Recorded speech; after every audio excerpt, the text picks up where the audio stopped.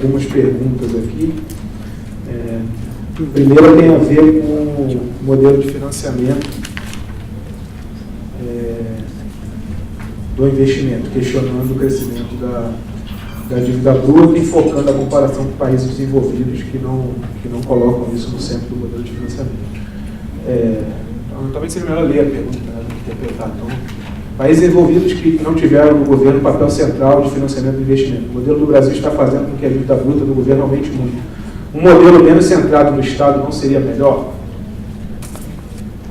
Olha, eu acho que em economia a gente tem sempre que tentar achar o meio termo e um equilíbrio que seja razoável.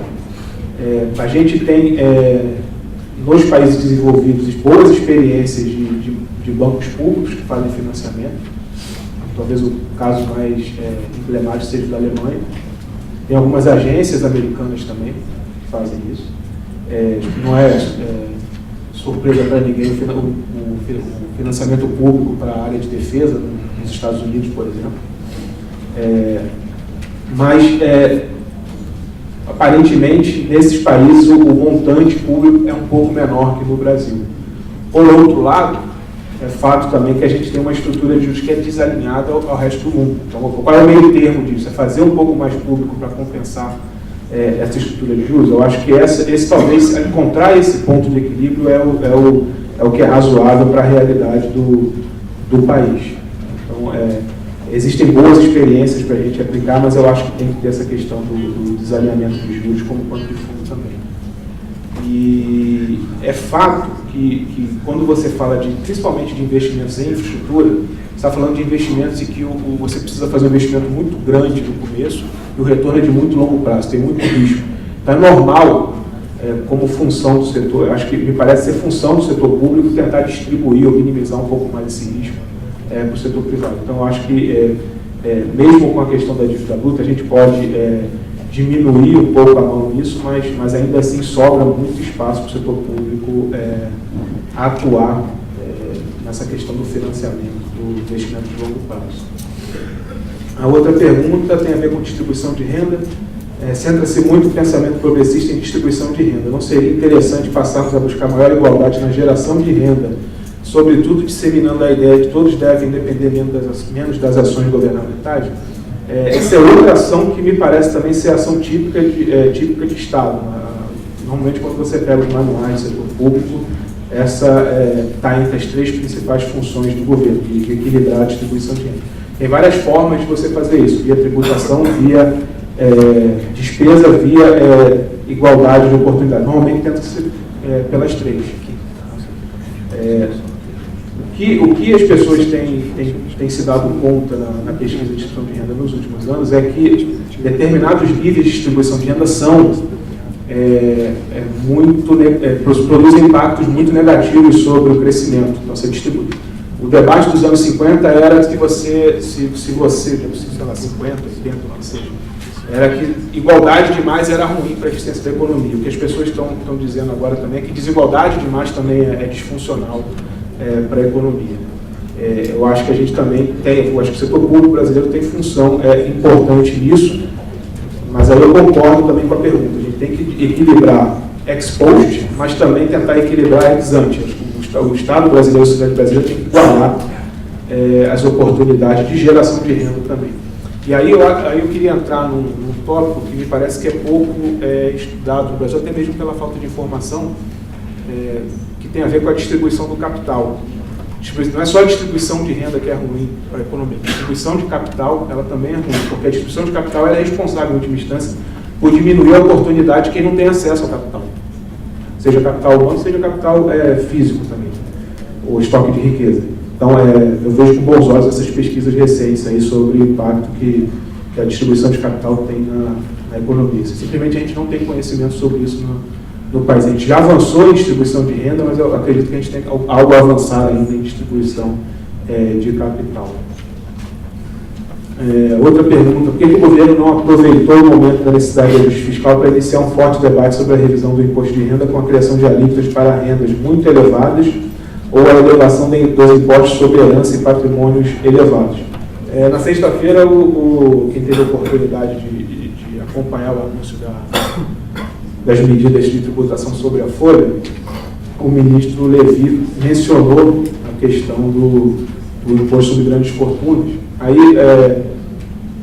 eu acho que é importante a gente dar um pouco a dimensão correta das coisas. Não tenho nada contra esse debate, muito pelo contrário, acho que é uma agenda legítima, mas o que a experiência mostra é que a capacidade de arrecadação desse tipo de imposto é muito pequena. Tá? E aí, por várias razões. Uma razão típica é que ela, na verdade, o que as pessoas fazem é fugir do imposto, transmitindo aquela herança antes da hora para seus parentes ou doando aquilo para instituições de caridade. Normalmente, um dos impactos mais relevantes desse tipo de imposto é incentivo à filantropia. Então, assim, quem conhece aí a experiência norte-americana, a gente percebe que tem muita associação que é financiada com doação ou com recursos de pessoas muito ricas. Exatamente, não é porque é só caridade, não, é para fugir do imposto também. Para dar para o governo, o cara prefere dar para uma instituição social que vai atuar diretamente sobre o bem-estar das pessoas. Mas ainda assim, eu acho que é uma agenda legítima, eu acho que a gente precisa avançar na progressividade tributária, seja da forma que tiver que ser. Eu acho que o debate é sobre a forma mais eficiente de fazer isso e gerar os resultados que a gente espera, o que a gente almeja. Por último, tem uma pergunta aqui sobre comunicação, questionando a eficiência da comunicação atual. Acho que o Ricardo até já antecipou um pouco a resposta a essa pergunta. Eu sou da carreira do IPE, eu entrei no IPE em 2004 e fui para o Ministério da Fazenda em 2008. E assim, em 2004 eu estava fora do governo, tinha dificuldade de entender algumas coisas e tal. Em 2008 aí eu estou do outro lado e estou vendo realmente, sempre existe a crítica da comunicação, realmente difícil, me parece difícil acertar a mão. O que eu acho que a gente tem que tentar fazer é sempre promover um debate que seja justo, equilibrado e que aponte um pouco no sentido de explicar o que a gente tem feito e qual é o diagnóstico que a gente tem feito. A questão da comunicação não vai fazer com que todas as pessoas concordem com as ações, mas na verdade eu acho que a gente tem que... o objetivo da comunicação é ser transparente no processo para a gente chegar num resultado que seja o melhor possível para a sociedade. Tem 4 perguntas, difíceis de responder, muito boas. A primeira é a seguinte: o senhor menciona que...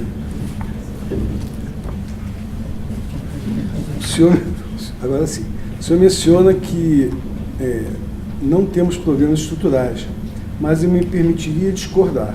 Há problemas estruturais na economia que há décadas minam nossas possibilidades de crescimento sustentável. Baixa qualidade, baixa qualificação e produtividade dos trabalhadores. Estrutura tributária complexa, ineficiente, injusta, detentora de elevado custo de conformidade, inibidora de investimentos, corrupção, etc. O senhor considera que é possível manter um processo virtuoso de crescimento com tais problemas estruturais? Quando eu estava falando dos problemas estruturais, eu digo que não tem nada que impeça. Eu acho que é possível. Não é que esses problemas não existem e que não tem a ver com estrutura, claro. Quando eu falo que não temos problemas estruturais para crescer, porque eu estou dizendo isso mesmo. Nós podemos crescer a despeito de todos esses problemas que fazem parte da nossa história institucional, produtiva, tecnológica, né? E inclusive de uma certa falta de consciência republicana entre alguns dos nossos cidadãos, certo? Eu acho que sim, quer dizer, corrupção é uma coisa deplorável, mas os países crescem com corrupção. É disso que eu estou falando, só isso. Não temos nada que impeça que, uma vez resolvido o imbróglio macro atual, a gente não consiga avançar. E é disso que eu estou falando. Estrutura tributária complexa, sim, mas não é muito diferente do passado. Se cresceu durante décadas, tá certo? A estrutura tributária brasileira não é só complexa, ineficiente, ela também é injusta, porque você sabe que o coeficiente de Gini dos países desenvolvidos não é muito diferente do nosso antes da tributação. Depois da tributação é que é diferente, porque a tributação é um mecanismo de distribuição é um mecanismo importantíssimo de distribuição de renda. Então, A gente sabe disso tudo. Agora é o seguinte, vamos parar para fazer a reforma quando a gente sabe que politicamente ela não vai ser... É muito difícil de fazer, porque não passa pelos estados e municípios, não passa pela bancada no Congresso, porque ninguém vai querer perder, né? E trata-se, evidentemente, de uma distribuição da receita entre os diversos estados da federação e o governo federal e os diversos municípios. Então, a gente sabe que precisa parar desse problema estrutural? Não. Não existe problema estrutural que obrigue que se pare, né? E a produtividade...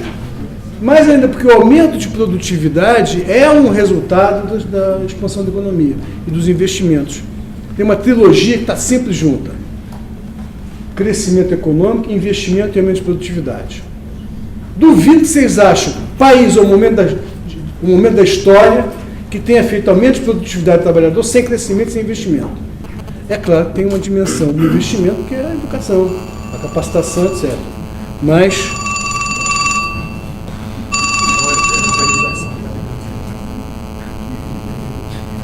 Agora eu matei esse negócio aqui. É a organização. Oi? A organização do evento, tá explicando.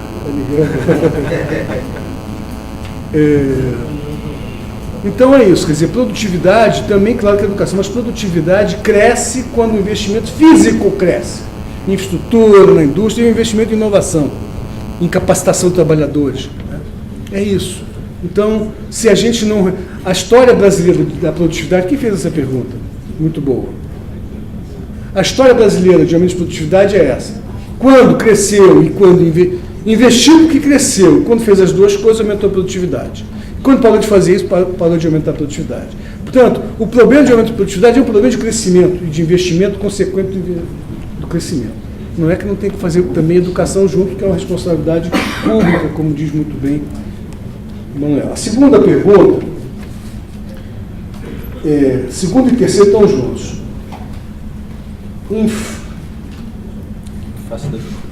O ex-ministro Bresser Pereira sustenta que sofremos de doença holandesa e, como consequência, somos reféns de uma armadilha formada por câmbio apreciado e juros altos. O senhor concorda com essa afirmação?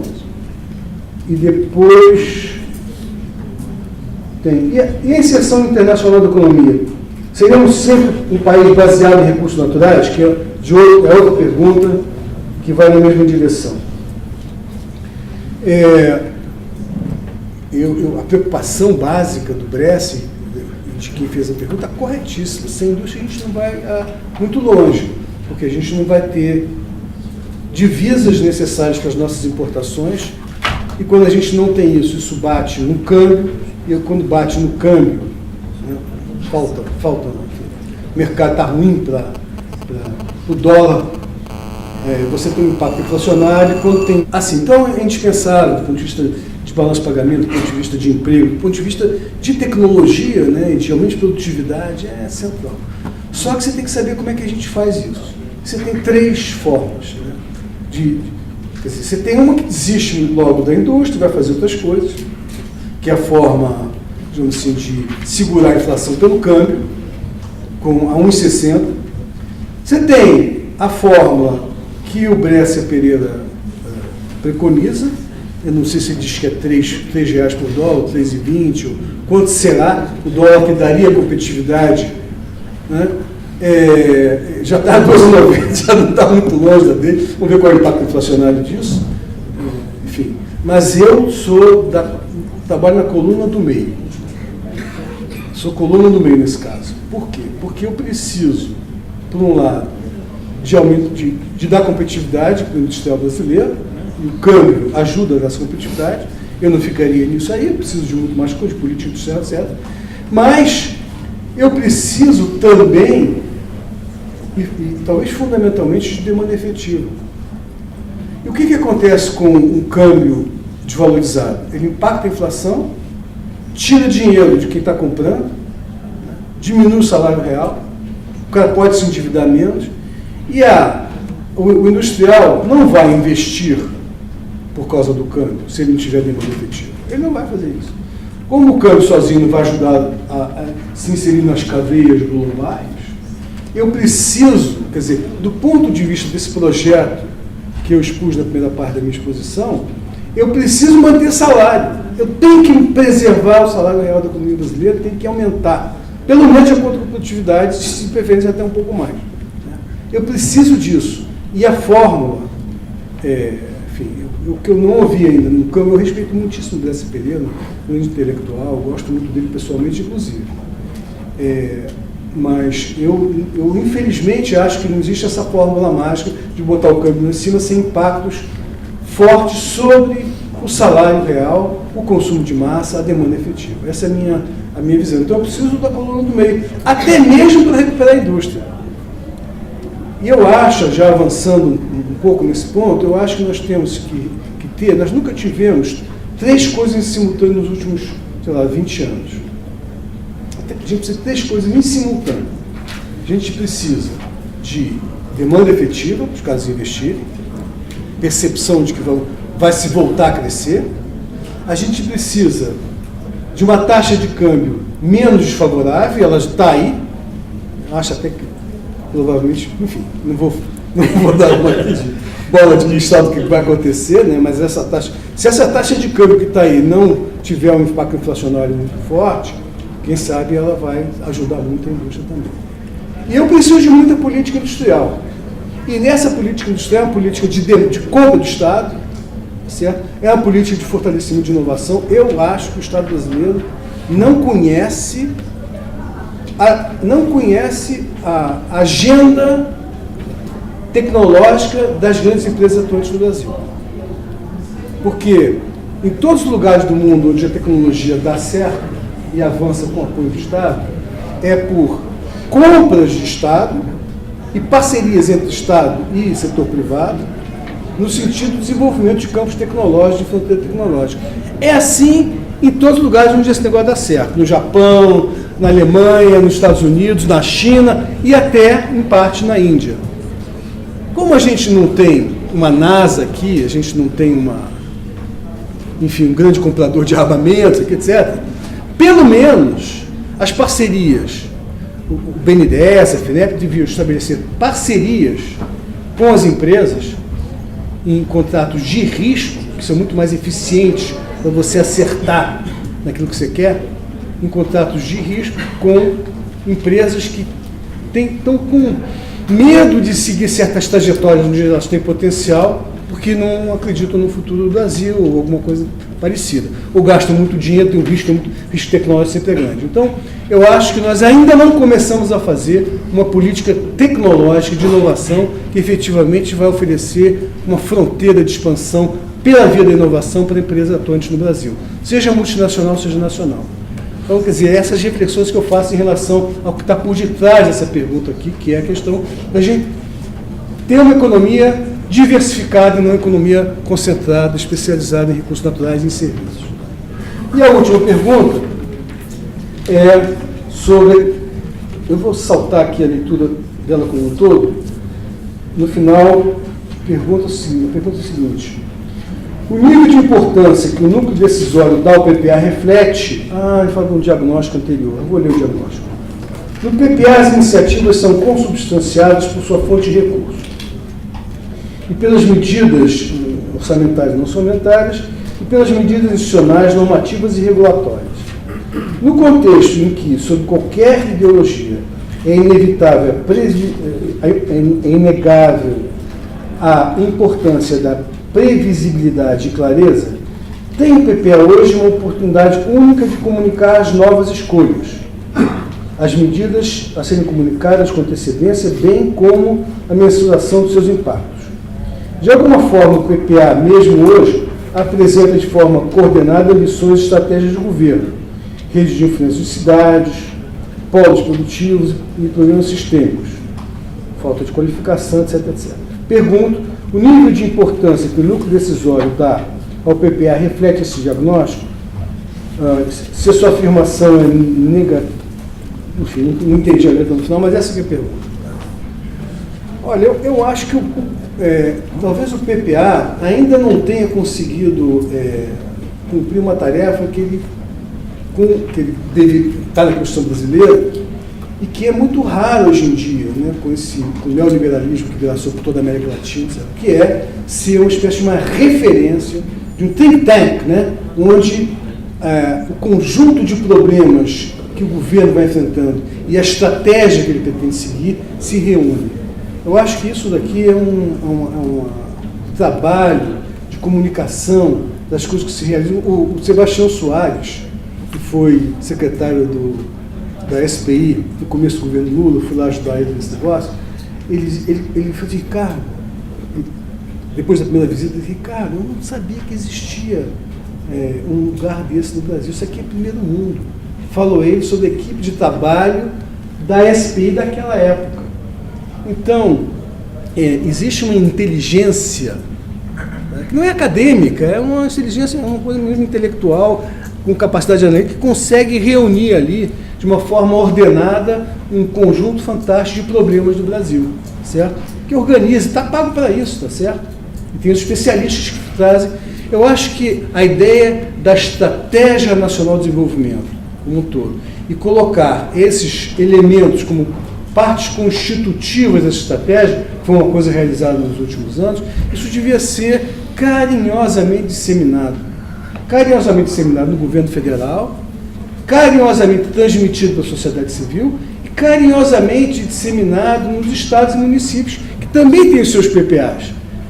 Uma articulação, pelo menos no sentido de referência, né, para ter um efeito de demonstração favorável e para que o planejamento de cada estado esteja conectado também com o planejamento nacional, é muito bom. Mesmo porque o PAC tem a ver com os estados e municípios também, ou não tem? Né? As ações de proteção social têm tudo a ver com os estados e municípios também, ou não tem? Né? Então, eu acho que é preciso dar ao PPA o status que ele deveria ter de impacto nacional, né? de ser iluminador de uma estratégia. Eu acho, sinceramente, isso. Mesmo que a opção seja de fazer menores vínculos com a questão orçamentária e, portanto, ter menos poder por dentro, certo? Que a opção é uma opção que, enfim, não sei qual que está sendo tomada, foi a opção do último PPA. Mesmo que tenha essa, digamos assim, essa restrição, eu acho que o exercício pleno do PPA em termos de formulador de uma estratégia nacional e cada um de seus pedaços e da comunicação com a sociedade civil e os estados e membros da federação, eu acho que isso aí é uma coisa, um caminho de expansão de trabalho fantástico que existe no PPA. Não sei se eu respondi a pergunta aqui. E ajuda também na previsibilidade, porque se você tem uma referência segura, você pode caminhar, porque você sabe mais ou menos para onde que... Você tem uma ajuda, pelo menos, para saber por onde que o governo quer caminhar no médio e longo prazo. Isso é um dos atributos básicos do bom planejamento econômico. Está aí bonito, hein? Obrigado, Ricardo. Tanto o Ricardo quanto o Manuel conseguiram responder aí todas as perguntas, né? Às vezes a gente deixa esse tempo final aí muito apertado e, enfim, não é possível atender as indagações da plateia. Acho que foi bacana que a gente conseguiu fazer isso. E essa última, em particular, que o Ricardo respondeu, já está levantando um pouco a bola para as duas vezes que teremos à tarde, né? Uma tratando do PPA e outra tratando de orçamento. A gente está encerrado aqui o nosso tempo regulamentar, né? Vamos para o almoço daqui a pouco. Passar só para as últimas palavras aí, saudações finais do Manuel e do Ricardo. Bom, primeiro eu quero agradecer novamente o convite, a oportunidade de estar participando desse debate aberto, né? Bastante justo sobre os caminhos que a gente tem que seguir para melhorar o nosso país. Como representante do planejamento, eu quero deixar as portas abertas aí, todos vocês, principalmente na assessoria econômica, a gente está comandando para estar recebendo vocês, conversando, construindo uma agenda comum de desenvolvimento para o país. Agradecer também a oportunidade de reencontrar o Ricardo aqui e ver mais uma bela apresentação sobre as frentes de expansão da economia que é cunhado por ele aí no final da década passada. Vamos tentar destravar essas frentes aí e continuar expandindo. Obrigado. Eu quero agradecer muito aqui o convite, com um prazer grande. Eu tenho assim, um certo orgulho do serviço público de qualidade que existe aqui nas planadas dos ministérios. Eu acho que e as carreiras de Estado são fundamentais para a qualidade do Estado, né? Elas são a resistência, na verdade, quando tem isso aqui, vocês é que são a resistência, né? Então é uma alegria muito grande para mim ter sido convidado, estar aqui presente.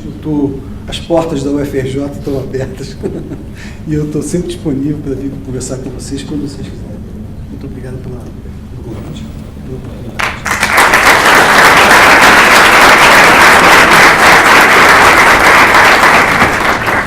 Agradecemos o contributo dos debatedores deste primeiro painel e também a moderação realizada pelo presidente da Secosio, Márcio Gimeni. Vamos para o almoço, que será servido aqui mesmo, CNPC. Nossa equipe de recepção irá encaminhá-los até o local do almoço e retornaremos às 14 horas com o segundo painel.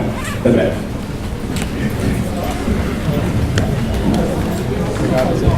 Vocês três conhecer?